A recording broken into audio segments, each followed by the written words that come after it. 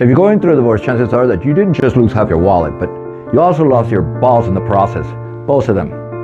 Today we're tackling confidence and what's left of it, how you came to lose it, and how to get them back, because as a divorce and recovery coach for men, it's something that I better be damn fucking good at. So let's start revving that engine.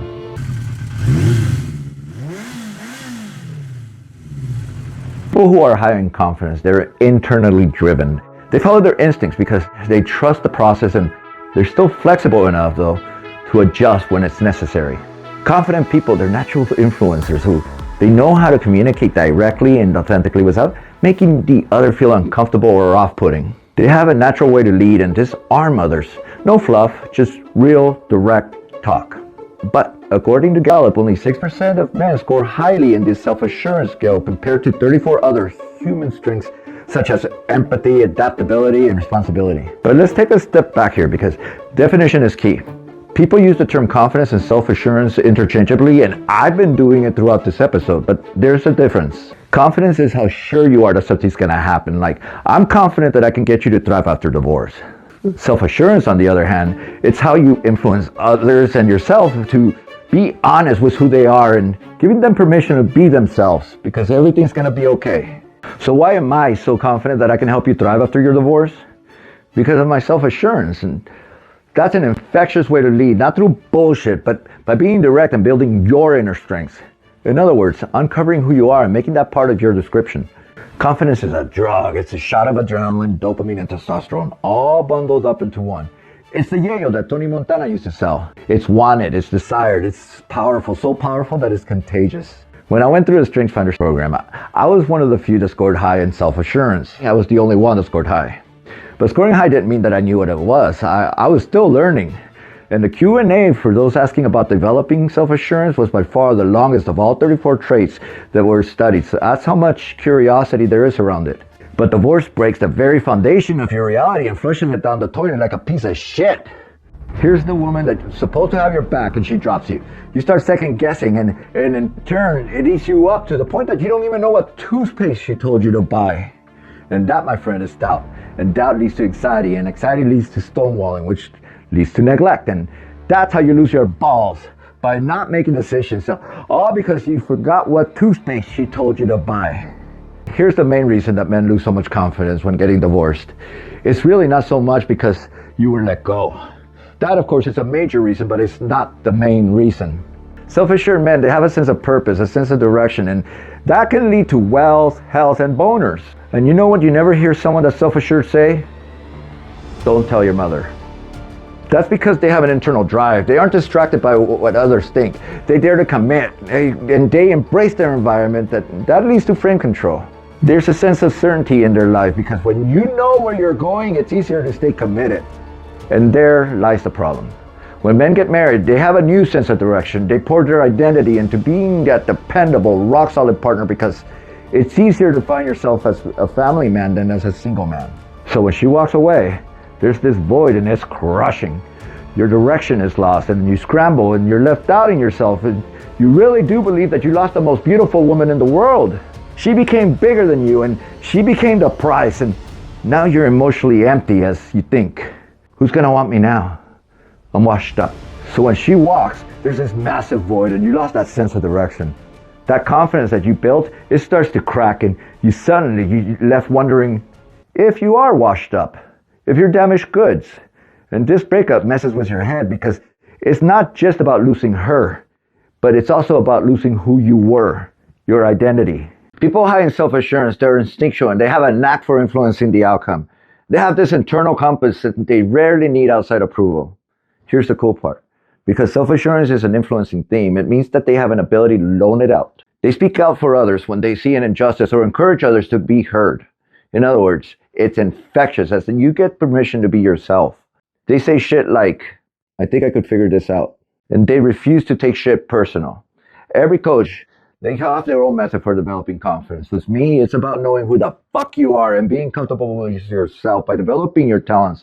The ones that you have naturally, your God-given talents as you take a certified strengths test.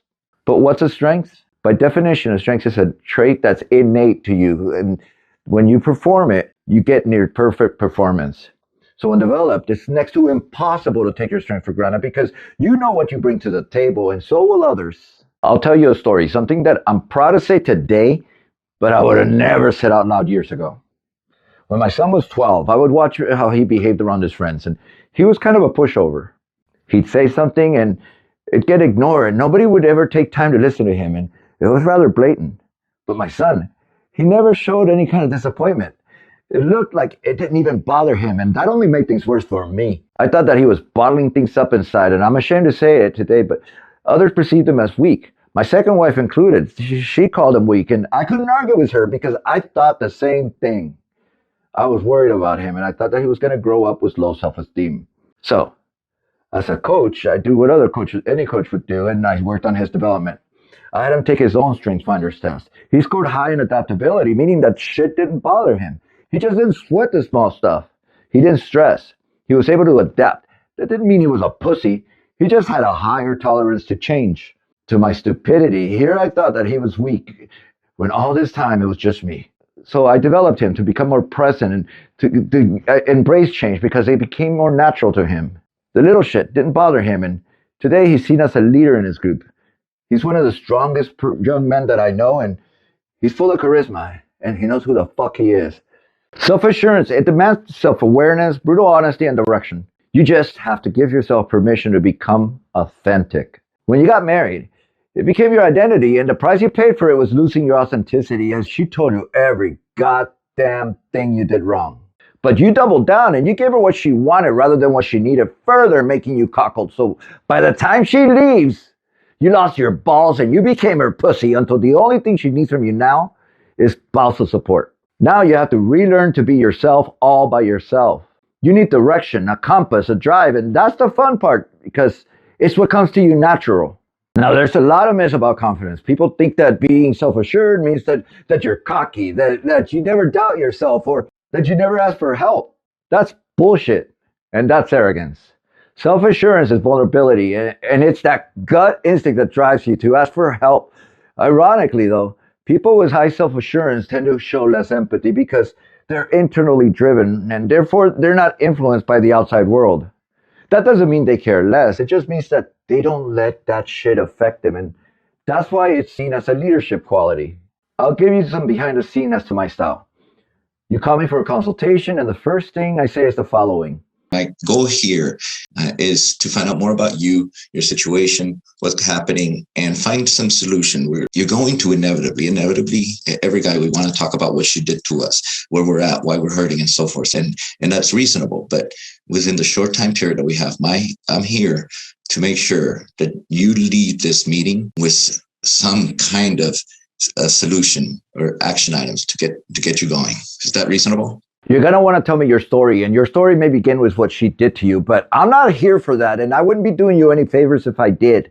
Anyone can listen to what she did to you. That's not progress. I'm here to uncover your resources, the ones available to you, and to use them in your disposal. Stop.